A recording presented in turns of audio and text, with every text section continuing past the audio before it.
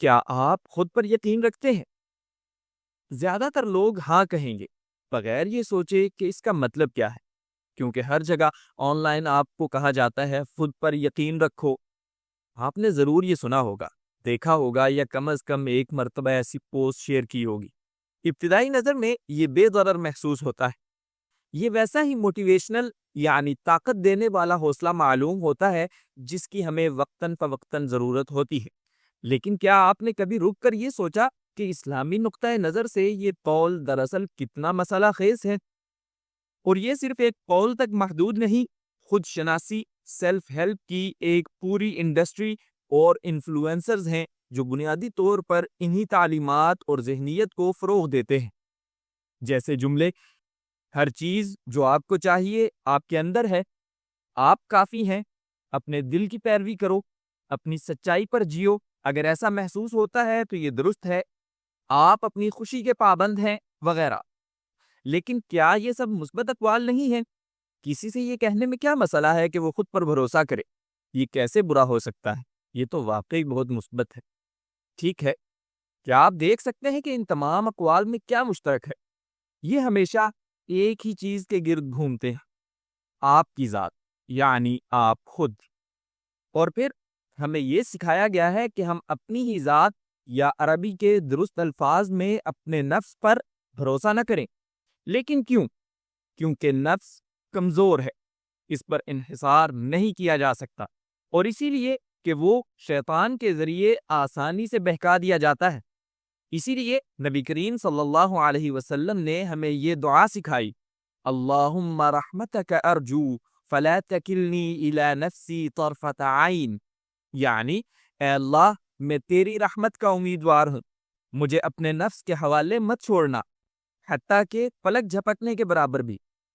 اب غور کریں، بہترین انسان صلی اللہ علیہ وسلم جو وجود میں آئے، وہ بھی ایک پل کے لیے بھی اپنے نفس پر چھوڑے جانے سے ڈرتے تھے، اور پھر ہم سمجھتے ہیں کہ اپنے اوپر بھروسہ کرنا اور خود پر انحصار کرنا اچھا خیال ہے۔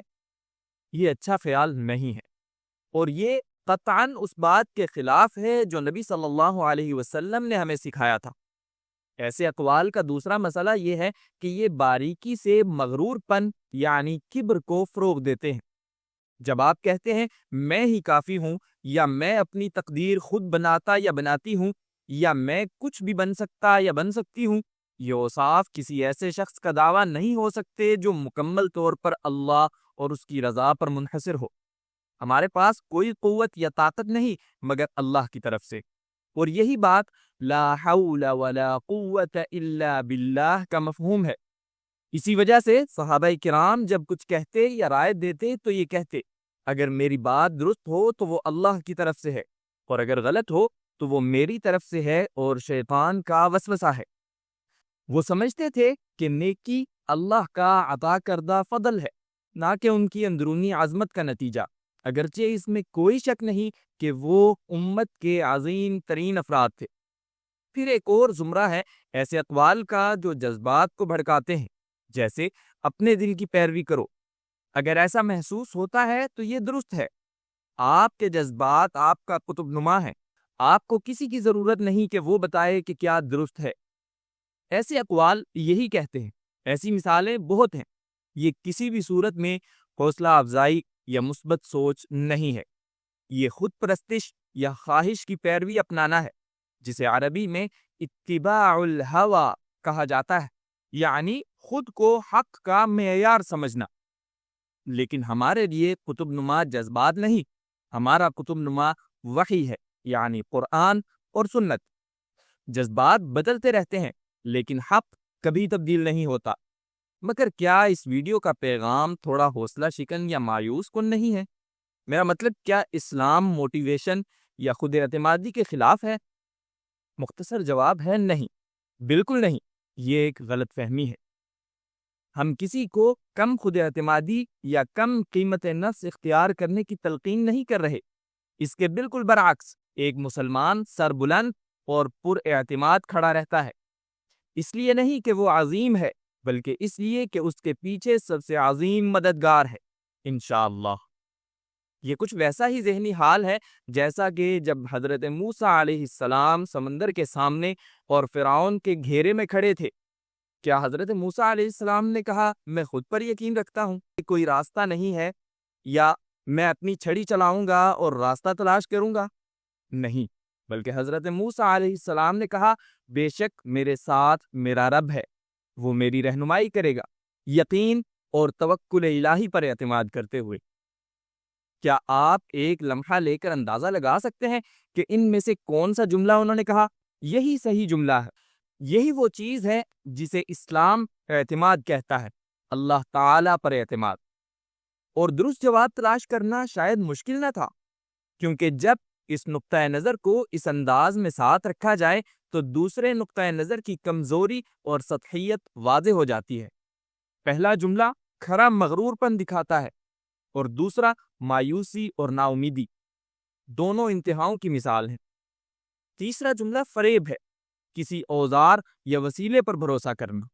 اصل اعتماد اپنے خالق اللہ تعالی پر ہوتا ہے، نہ کہ اپنی ذاتی صلاحیت پر یا کسی اوزار پر۔ لیکن اب آپ سوچ رہے ہوں گے، کیا ہم مشہور اقوال کو بس نیت کے ساتھ اسی اسلامی مفہوم میں استعمال نہیں کر سکتے؟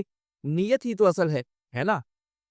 لیکن یاد رکھیے، جو اقوال جائز نہ سمجھے جائیں تو انہیں مکمل طور پر ترک کر دینا چاہیے، خاص طور پر جب آپ ان کے باریک خطرات سے واقف ہوں۔